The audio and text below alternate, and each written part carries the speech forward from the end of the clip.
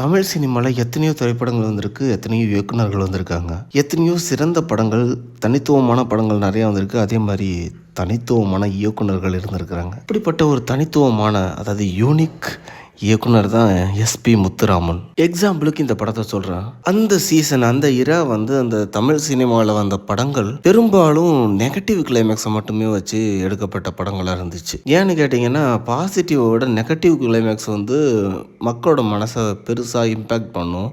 படத்தை அது நிறைய பேரை விரும்பி பார்க்க வைக்கும். அது மனசை கனமாக்குனா அந்த ஆடியன்ஸ் படத்தை பெரிதும் விரும்புவாங்க, விரும்பி நிறைய பேர் பார்ப்பாங்க. அப்படிங்கிற காரணத்தினால நல்லா போயிட்டு இருக்க படத்துக்கும் நெகட்டிவ் கிளைமேக்ஸ் இழுத்து வர வச்சிருப்பாங்க. ஆனால் இந்த புது கவிதை அப்படிங்கிற ஒரு படம் ரொம்ப வித்தியாசமான படமாக என் கண்ணுக்கு தெரிஞ்சிச்சு.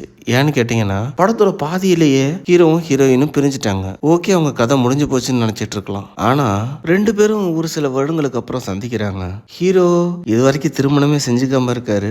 ஆனா திருமணம் ஆயிடுச்சு, தனக்கு ஒரு குழந்தை இருக்கு அப்படிங்கிற மாதிரியே போர்ட்ரேட் பண்ணிக்கிறாரு ஹீரோயின் கிட்ட. ஏன்னு கேட்டீங்கன்னா, ஹீரோயின் வருத்தப்பட்டுருவாங்களாம், இன்னும் இவன் அப்படியே இருக்கானே அப்படின்னு. ஹீரோயின் தன்னை ரொம்ப சந்தோஷமா இருக்கிற மாதிரியும், தனக்கும் ஒரு குழந்தை இருக்கு, தன்னோட கணவர் ரொம்ப பதுசா பாத்துக்கிறாரு அப்படிங்கிற மாதிரியும் காட்டிக்கிறாங்க. ஆனால் உண்மை என்னன்னா, அவங்க ஒரு இளம் விதவை. திருமணமாகி கொஞ்ச நாள்லேயே அவங்க கணவர் இறந்து போயிடுறாரு. அவங்க தனியாக தான் இருக்காங்க. அவங்க வாழ்க்கை அப்படியே தான் போயிட்டுருக்கு.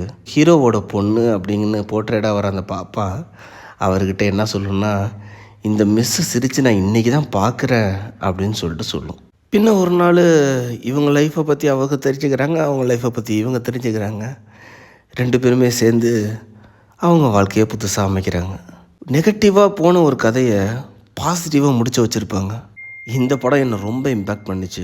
இந்த படத்தை பற்றி இல்லை உங்களை இம்பேக்ட் பண்ண வேறு ஒரு படத்தை பற்றி கமெண்ட் சொல்லிட்டு போங்களேன். வீடியோவை லைக் பண்ணிடுங்க, சேனலை சப்ஸ்கிரைப் பண்ணிடுங்க, மறக்காமல் இன்ஸ்டாவில் ஃபாலோ பண்ணிடுங்க. மிக நன்றி, மீண்டும் சந்திப்போம்.